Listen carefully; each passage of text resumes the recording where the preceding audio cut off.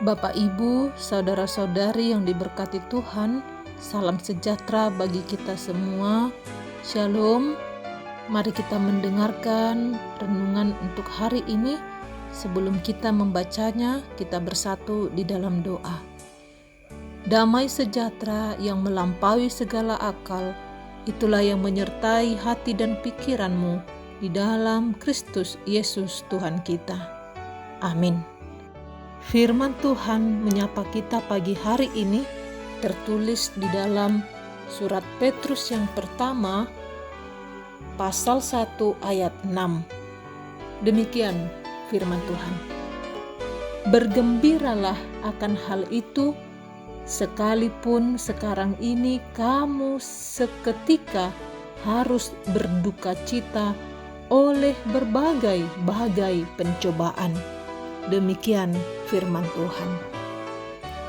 Bapak, Ibu, saudara yang diberkati Tuhan, sebagaimana emas yang murni dimurnikan di dalam tungku perapian yang menyala, demikian juga iman kita dimurnikan oleh Tuhan. Namun bukan melalui perapian yang menyala, melainkan melalui berbagai pencobaan. Kata berbagai pencobaan berarti pencobaan yang bukan hanya satu atau dua, melainkan lebih dari satu atau dua pencobaan yang bisa saja datang secara bertubi-tubi dan banyak. Misalnya, belum saja masalah ekonomi kita selesai, timbul masalah sakit penyakit yang datang secara tiba-tiba dan tak kunjung sembuh terhadap suami, istri, anak-anak, orang tua, kakak, atau adik kita. Atau bisa saja pencobaan itu datang melalui pekerjaan atau usaha kita yang macet, bahkan bangkrut, di PHK, atau dirumahkan. Atau bisa saja pencobaan itu datang dari luar diri kita, dari teman yang melukai, bahkan merugikan nama baik kita. Atau bisa saja pencobaan itu justru datang dari orang-orang yang paling dekat dengan kita, dari keluarga, anak-anak, pasangan hidup kita. Saudara-saudara yang diberkati Tuhan, Tuhan kita adalah pemurni dan pembakar iman yang hebat. Dia terus-menerus memurnikan iman manusia dari segala kotoran-kotoran yang turut menempel di dalamnya. Dan pemurnian itu Tuhan janjikan tidak akan melampaui kekuatan kita segala pencobaan yang kita hadapi.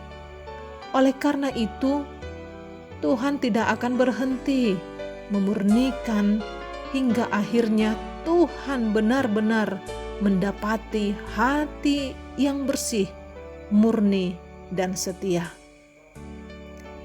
Itu sebabnya renungan kita pagi hari ini, Petrus dengan yakin mengajak kita agar tetap bergembiralah akan hal itu, sekalipun sekarang ini kamu seketika harus berduka cita oleh berbagai pencobaan di ayat 6. Tentu saja perintah atau ajakan Petrus untuk bergembira tidaklah mudah. Sangat tidaklah mudah mengatur suasana hati agar senantiasa bergembira di saat kita justru sedang berduka cita, justru sedang bersedih, justru sedang meratap ketika menghadapi berbagai pencobaan di atas. Tidak jarang pencobaan itu justru membuat kita berkecil hati, hilang percaya diri, bahkan iman pun turut goyah. Yang tadinya kita masih rajin berdoa, berharap, positif overthinking dengan semua yang terjadi.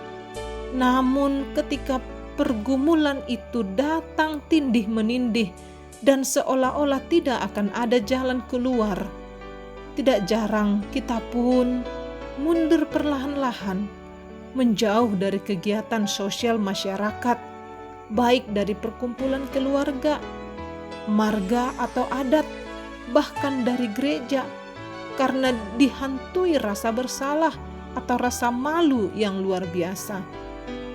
Namun melalui renungan hari ini, satu kabar baik dari firman Tuhan, janji Tuhan ya dan amin. Tuhan mengajak kita agar tetap bergembira, sekalipun sedang berduka cita akibat pencobaan yang dihadapi.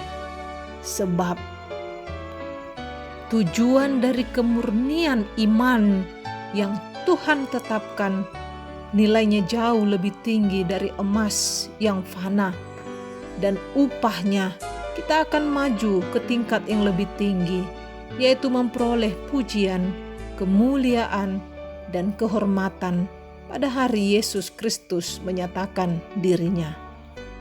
Amin. Bapa di dalam sorga, Tuhan, tolonglah kami di pagi hari ini agar tetap percaya bahwa ketika kami menghadapi berbagai-bagai pencobaan, bahwa Engkau tetap menyertai kami.